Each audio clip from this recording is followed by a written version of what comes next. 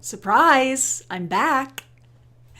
2 days in a row. Like, that's not my style, but I'm turning over a new leaf, y'all. Obviously, I am feeling a lot better today than yesterday, and I felt better yesterday than the day before. I don't remember the day before that, so I'm not even going to go there. But I got to tell you, a couple of things transpired, like, within the hour after I posted Meet Sad Lauren. Within the hour, Francine!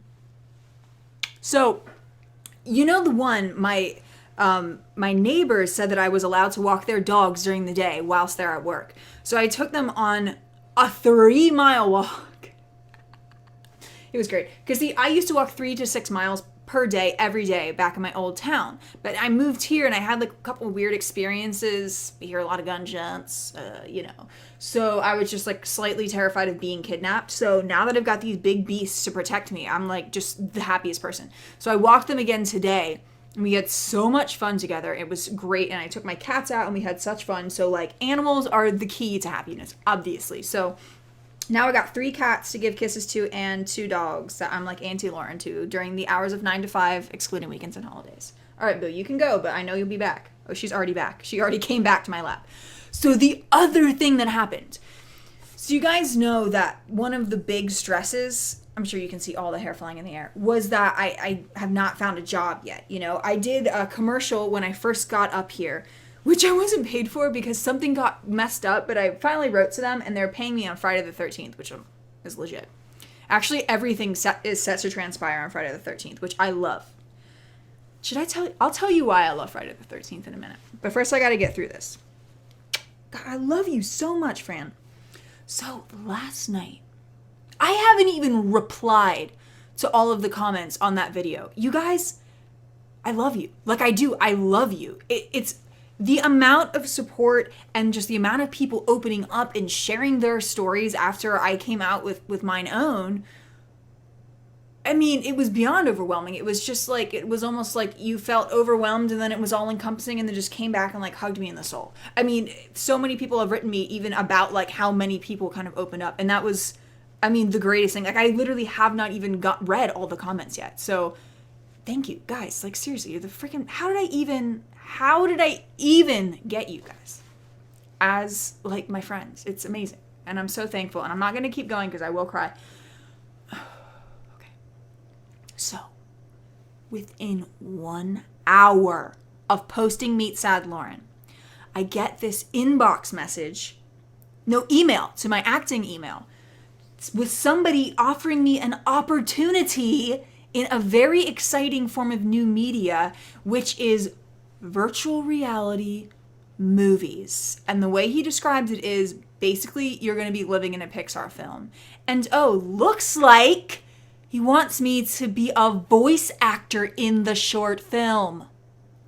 So we had a video chat today where I was offered the job. So I'm freaking stoked because y'all, I've always wanted to do voice acting, but I was focused on TV, film, commercial the past couple years. And now I'm like living here by Cartoon Network, which just happens to make one of my favorite shows of all time, Steven Universe. And can you say that I'm adding the goal of becoming a crystal gem to my list? Let's just be real here. That's obviously the best thing that I could ever do with my life. So this just felt like just like a bonus. And the cooler bonus was that the dude, who is like super freaking talented, you'll eventually see his work and the work of his studio, but like, oh my heck, so excited to be a part of this project, was like somebody who watched my videos. Like, dude, what? That's the coolest thing I've ever heard in my life. So anyways, that's transpiring. And I should get the scripts probably like Friday or this weekend. And I'm like, I can't even express my joy. So then it gets a little better than that, if you can imagine it. I did live streamings. If you guys are on my Twitter, you've probably seen it, for a really awesome new app called Bigo Live. That's, I believe, based out of Singapore or just somewhere in Asia. I'm pretty sure it's Singapore. So they invited me to come on as like a user, I think last month or the month before. I think it was in November. So I started doing live streaming and like making all these friends, and it was like super fun. And so then they just invited me back, but not just as a user, as like a host, as like a job, a contracted job for the next 3 months. Like, I literally went from having, I don't even want to tell you this, but like $100 to $200 in my bank account to now having prospects of making like actual money so that I don't have to rely on Alex to do everything for me. Even saying that's making me feel anxious, but I know that it's okay because like things are looking up. Opportunities have presented themselves to me and I haven't even like really gone after them. But I have in a sense because YouTube. The one thing I tried to maintain was YouTube. Like, I'm gonna be on here. And so these people are finding me through YouTube, yo. Like, I think I negatived made money last year for acting because I spent so much on classes and wardrobe and this and that, and I booked some commercials, but like already this year alone, I stand to like exceed the whole thing. Who would have ever known that 10 years ago, like 10, y'all, I'm old, when I started making videos on YouTube, like when YouTube was first new, like born, that it would lead to me like making thousands of dollars in the future. Like, seriously. Oh my God. Okay, so I just had to update you with that short update.